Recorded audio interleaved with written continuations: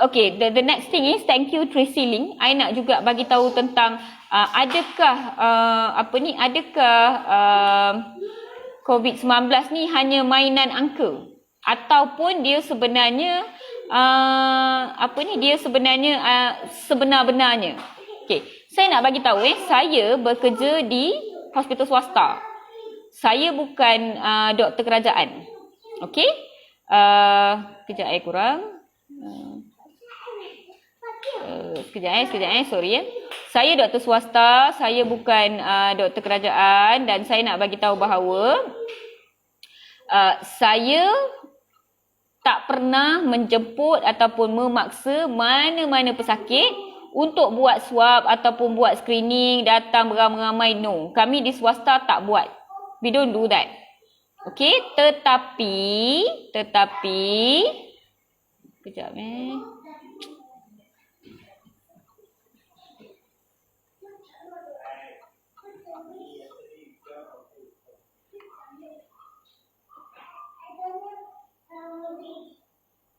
Saya live dekat page ke dekat? Saya tak tahu saya live kat mana. Korang saya live dekat page ke dekat profile korang? Doktor dah vaksin ke belum? Nikita Wong lah. You tak follow I lagi ke Nikita Wong? Sedihnya. You tak tengok ke? Boleh pergi tengok dekat profile I dan you boleh find out I dah vaksin ke belum, berapa orang dah vaksin dalam family I, apa jenis vaksin yang diambil, semua information I dah sharekan untuk you dah. Khas buatmu. Alright, so you boleh pergi tengok. Dan saya nak bagi tahu, saya nak sambung saya sebenarnya mencari saya ni sebenarnya live dekat mana tapi saya tak jumpa. Tak apalah. Okey, saya nak bagi tahu dekat page Dr. Chomel. Okey, terima kasih. Okey, saya nak bagi tahu Dr. Live kat page. Okay, thank you. Okay, saya nak bagi tahu saya sebagai doktor swasta, saya tak pernah pergi jemput siapa-siapa dekat rumah suruh screening. Saya tak pernah suruh siapa-siapa datang buat swab. Saya tak pernah paksa. Saya tak pernah, I don't do that because I kerja kat swasta kan. So, saya tak in charge of all this cluster management dan sebagainya. Tapi saya boleh bagi tahu, berpusu-pusu orang yang datang buat swab. Sendiri punya badan, sendiri tahu. Kenapa buat swab kak? Adalah cerita dia. Kenapa buat swab encik? Adalah cerita dia. Dan yang datang buat swab dekat swasta ni kebanyakannya sebab dua dia ada combination. Dia ada kontak dan dia ada simptom. Dia ada kontak dan dia ada simptom. Biasanya bila dia ada simptom sahaja tapi dia tak ada kontak, dia rasa macam aku rasa aku bukan COVID. Dia rasa macam tu. Tapi bila dia ada kontak dekat office ada orang positif, dekat rumah ada orang positif, dalam keluarga ada orang positif, tapi saya jumpa dah minggu lepas dah 5 hari dah sebenarnya. Lepas tu dia ada simptom. Then dia akan screening dan dia turn out to be positif. Dan wabak kali ni yang menjadi positifnya adalah berkeluarga-keluarga. Satu keluarga 7 orang positif, satu keluarga 5 orang positif, satu keluarga 8 orang positif. Ayah dah positif, mak dengan 5 lagi anak datang screening, habis semua 6 positif. Maksudnya 7 dalam keluarga tu semua positif. Ayah dah tenat, dah sesak nafas, dah dibawa ke Sungai Buloh. Mak pun dah tenat dan sebagainya. Faham tak? So it is really variant kali ni memang, wabak kali ni memang menggila sikit lah orang kata. Menggila lah orang kata.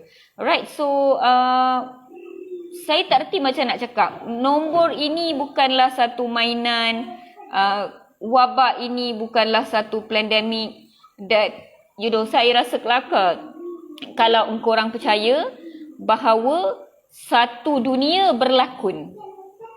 Kalau kita buat stage show kan, macam dekat sekolah pun kan, baru 10 orang berlakon pun dah tak real dah. You all rasa yang dalam movie tu semua senang-senang ke dia orang berlakon?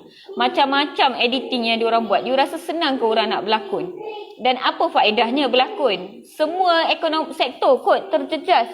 Hospital, patient banyak tapi gaji tak bertambah pun. Sektor ekonomi lain terjejas dengan gaji menurun. Siapa yang untung? Tak ada siapa pun yang untung. Depopulation. You all tak belajar ekonomi ke? Apa gunanya depopulation? Siapa yang untung kalau depopulation? Setiap industri, for you to make money, you need people. You need buying power.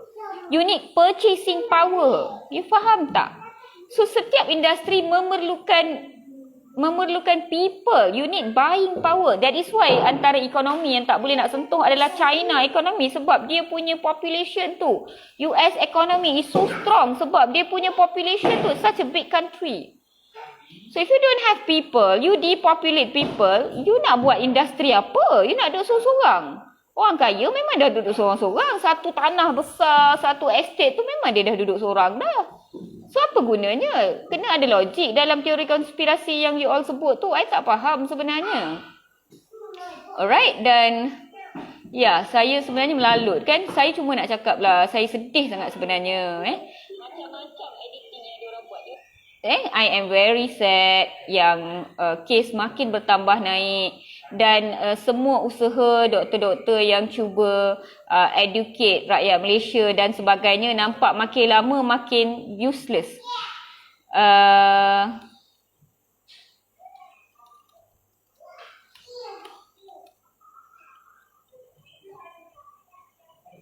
Ya, penat kami beri ilmu, penat kami share education apa semua. Ada penerima vaksin jadi XYZ, habis terus pum, semua takut. Habis takut, doktor saya nak ambil vaksin tapi saya takut. Saya tak faham. Saya dari kecil, saya tahu, saya tanam dalam diri saya bahawa saya tak boleh hidup dalam ketakutan. Takut itu bukanlah sesuatu yang baik untuk saya. Kalau saya nak buat sesuatu keputusan, saya kena keluar dulu daripada takut. Kenapa orang di luar sana tak habis-habis takut.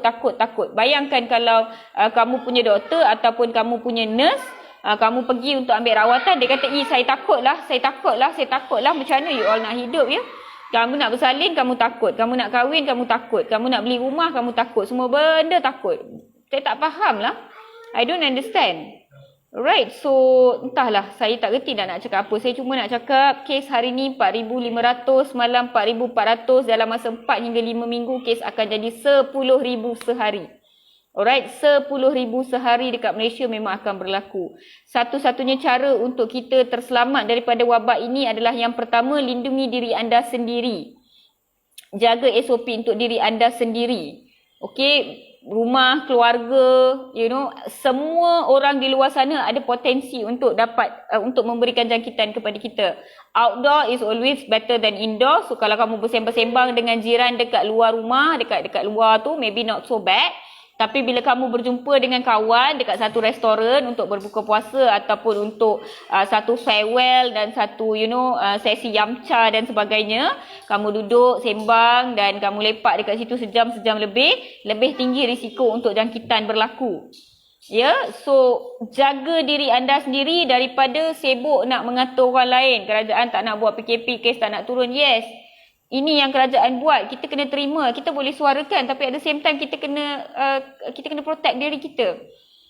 Okey, saya dah ambil doktor dos pertama 21 hari bulan ni, dos kedua, itu je lah yang kita boleh buat. Saya dah cakap dah, it doesn't look like this pandemic is going to settle down.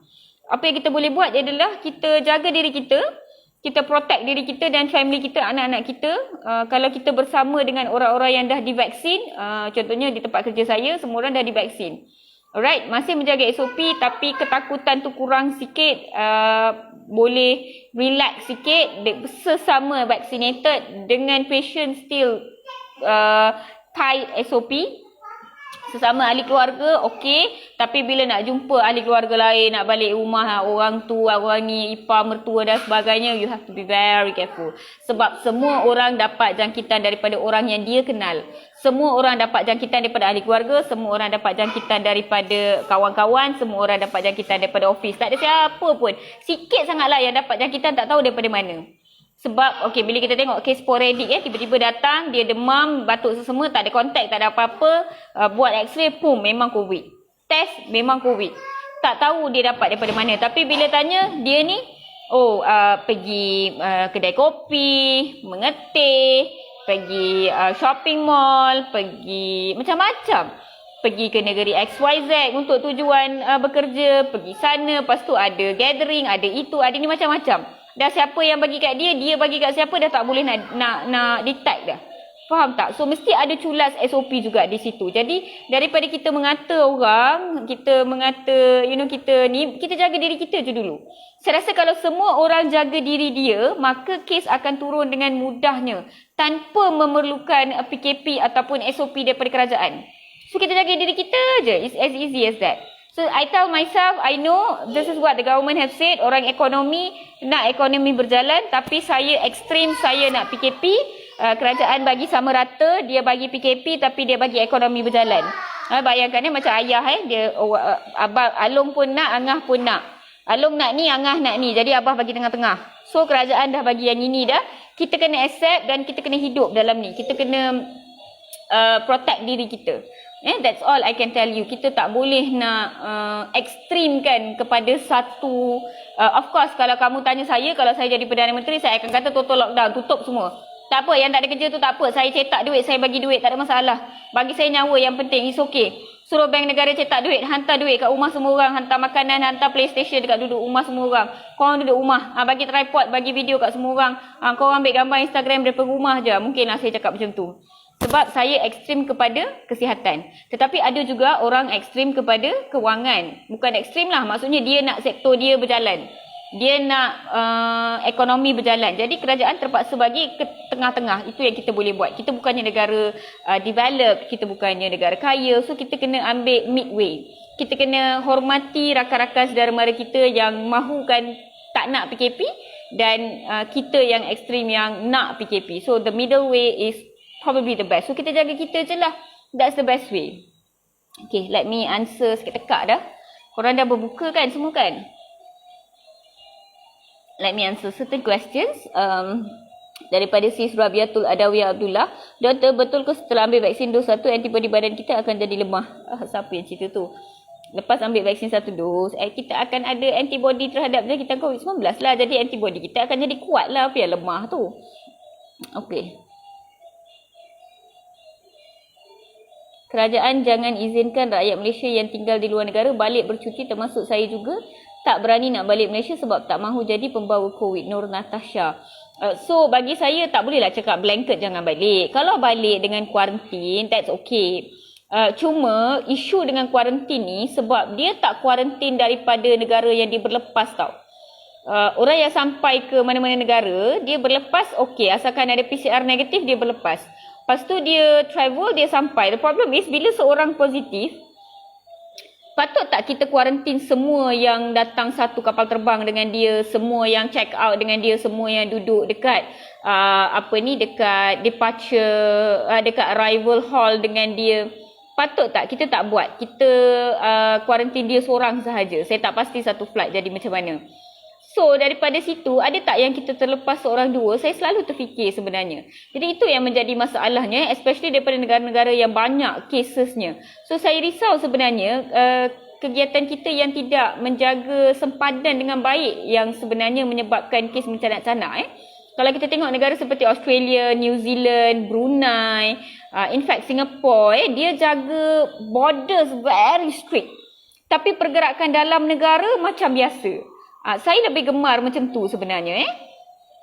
Tahniah kepada yang ambil vaksin. Saya pun dah habis 2 dos. So rasa macam lega sikit lah daripada dulu. Bila kena COVID perlu x-ray ke doktor? Depend. Doktor akan nasihatkan sama ada perlu atau tidak. Good morning doktor dari Costa Rica. Boy, knock kitchaksin. Okay. Saya dah lengkap 2 dos. Dia punya kesan mengantuk and lapar tu. Okey, memanglah bila kita dah ambil vaksin, badan kita sebenarnya membuat kerja. So mengantuk tu adalah sebab basal metabolism kita sebenarnya naik. Jadi badan memberi impuls supaya kita berehat, supaya tenaga dapat digunakan untuk pembinaan antibody. Dan lapar tu sebenarnya sebab banyak protein yang dibina. Jadi antibody tu adalah protein sebenarnya. Sebab itu badan meminta protein untuk dibekalkan. So saya biasa nasihatkan kalau lapar lepas ambil vaksin macam tu, cuba ambil sumber protein. So makan putih telur, ayam bahagian yang protein sahaja dan sebagainya. So you take a lot of protein untuk bantu pembinaan antibody dan sel dan this kind of proteins lah, antibody basically. Alright. Yeah. Okay, so second dose dan Pfizer. Yay, kita geng, saya geng Pfizer. So kepada yang ramai yang mesej tanya saya, doktor patut tak saya ambil AstraZeneca, apa vaksin terbaik? Vaksin terbaik adalah vaksin yang kamu boleh ambil secepat yang mungkin. Kalau ada satu vaksin yang kamu boleh ambil sekarang, itu vaksin terbaik. Ada vaksin yang kamu boleh ambil besok pagi, itu vaksin yang terbaik. Ya, sebab kita dalam situasi pandemik. Apa-apa vaksin yang boleh memberikan kamu enough coverage is very good. Kalau kamu berfikir tentang side effect dan sebagainya, kamu ambil mana-mana vaksin pun, semua vaksin ada kesan sampingan. Kesan sampingan mana, siapa yang akan dapat kesan sampingan dan sama ada kamu akan dapat atau tidak, kita tak tahu. So it's better to take it, because kalau you tak ambil, you langsung tak ada protection. It's even crazy. Imagine kalau cases dah 10,000, 15,000 dan kamu tak vaccinated. Apakah peratusan kamu untuk dapat jangkitan sebenarnya? So you fikir dari situ, adakah lebih baik ambil vaksin? Tapi kalau you tak nak ambil vaksin, it's okay. At least jagalah SOP. Dalam ahli keluarga saya pun ada yang pro kontra pasal vaksin. Apatah lagi Malaysia. Ya, saya tahu. Ada yang di sekeliling saya sendiri pun dah penat dah saya mengajar satu negara. Dah penat dah orang lain merujuk kepada saya. Ada pula yang dalam keluarga saya sendiri yang pandai-pandai pula buat kesimpulan sendiri, ambil keputusan sendiri. Saya senyap je. Tak apalah, buat masa sekarang kau nak ambil keputusan sendiri. Esok lusa dah sakit, jangan cari saya, jangan call saya, sudah. Itu je saya nak cakap. Hari tu ada seorang saudara rapat lah juga yang cakap kat saya, oh orang tu kata kat saya jangan ambil, bahaya. Orang ni cakap kat saya jangan ambil, bahaya. Saya tanya kat dia, uncle saya nak tanya satu je. Kalau uncle tak sihat nanti, orang yang cakap macam gini macam gitu tu jaga tak? Itu dia pun fikir, tak pula.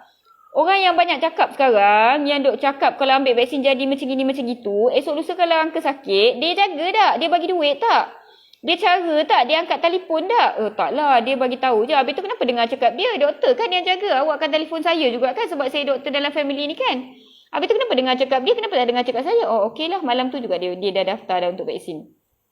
So itulah orang yang banyak cakap ni daripada seberang tambak semua, yang banyak sangat up status, yang sangat banyak sangat cerita pasal pandemik ni, dia tak buat apa pun. Dia merapu je sebenarnya. So biarkan je lah dia Doctor, any idea if we have to take the first dose of AZ previously, almost 2 weeks now, boleh tak kalau register untuk second dose AZ yang open kat Malaysia sekarang? Kamu ambil first dose AZ tu dekat mana Saya tak faham. Kalau orang-orang yang sebarkan mesej dekat WhatsApp tu, dia boleh jaga bila kamu sakit, maka kamu bolehlah dengar cakap dia Frontliner ke? Aku tua-tua pun belum dipanggil, risaulah. Okey. Minta doktor rankingkan jenis vaksin terbaik, baik dan biasa-biasa. Ahmad Abdullah, saya dah sebutkan tadi Tak ada. There is no such thing as vaksin yang terbaik, baik dan biasa-biasa. Vaksin mana yang kamu dapat, there's no such thing as payung yang terbaik, baik dan biasa-biasa. Kalau dah hujan, beli payung yang kamu boleh dapat cepat. Lindungi diri kamu daripada hujan. Itu yang terbaik. Yang paling awal kamu boleh dapat, itulah perlindungan yang terbaik untuk kamu. Kalau kamu tak nak fikir-fikir yang mana paling kurang kesan sampingan, kamu rasa itu yang terbaik, mungkinlah yang paling kurang kesan sampingan tu tiba-tiba kamu ambil, kamu pula yang dapat kesan sampingan. Tiba-tiba yang lebih banyak kesan sampingan tu kamu ambil, tak dapat pula kesan sampingan. So we never know. Ambil, dapatkan perlindungan, declare semua kesihatan, pantau kesihatan kendiri. Kalau apa-apa pergi ke hospital dengan cepat, bagi tahu doktor. Jangan amalkan semua langkah-langkah penjagaan kesihatan. Itu je cara terbaik dia. So I work in Saudi Arabia and have received the first AZ dose in March. So planning nak ambil second dose kat Malaysia. I think Shka Ngau Kabrik, you kena email dekat JKJAV dan tanyakan soalan you sebab I tak dapat jawab. JKJAV ada dia punya satu bahagian tu ask your question. You kena ask your question there and then they will answer you whether you can do that or not. That means you're only taking one dose at Malaysia. I assume you're Malaysian, so you have all the rights to do that. But whether JKJAV has that kind of quota for you or not, you have to ask them. Alright, I hope they will give you. I wish you all the best. Okay, so alright, saya penat lah. Saya nak tidur dan saya ucapkan jaga diri kepada semua rakyat Malaysia dan tim Celoteh Dr. Mala. Saya pesan kepada semua, tolonglah berhenti sebarkan mesej-mesej mengarut dekat WhatsApp ni. Yang paling penting, tolonglah jangan mesej saya dan tanya doktor betul ke mesej ni, doktor betul ke saintis ni wujud, doktor boleh tak bagi pendapat pasal berita ni, doktor boleh tak, tolonglah I think please lah. Kalau ada orang bagi kamu mesej tu kan, kamu dapat mesej tu dekat WhatsApp tu kan, tanya balik dekat orang yang bagi tu. tanya. Kalau saya dalam WhatsApp group tu memang saya balon dia cukup-cukup. Saya tak ada WhatsApp group yang forward berita-berita macam tu. Saya akan tanya sampai orang tu malu, sampai orang tu quit group. Ya, so tanya balik dekat orang yang hantar message tu, apa maksud mesej mengarut yang dia hantar tu. Jangan pergi tanya pendapat dekat orang lain. Suruh dia verify mana dia dapat, dekat mana sumber dia, apa petikan dia, mana rujukan dia, siapa penyebar dia, apa nama dia. Tanya semua. Kalau dia tak dapat jawab, maksudnya dia penipu. Jadi jangan percaya cakap penipu. Dan jangan sebarkan. Bila anda sebarkan tu, anda pun dah jadi part of it.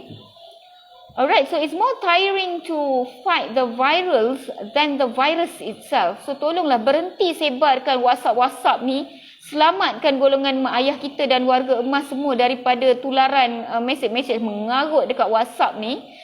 Dan juga mesej-mesej mengarut dekat Facebook ni. Kalau ada orang share status mengarut pasal COVID-19, tak kisahlah dia peguam viral ke, dia anti-vaksin bangang ke, report dekat Facebook tu. And make sure penularan itu tak continue. Right, so thank you so much for being online with me today. Dan minta maaf ada gangguan sikit tadi. Dan esok mungkin kalau berkesempatan saya akan ceritakan topik long COVID dengan you all semua. Siapa yang ada bersama live dengan saya hari ini, sehingga ke akhir rancangan boleh bagi saya satu hashtag berhentikan penularan berita tidak sahih. Just write something, stop spreading misinformation, COVID-19 or whatsoever. Just give me some good hashtag and then good night everyone. Selamat berpuasa dan happy weekend. Bye bye.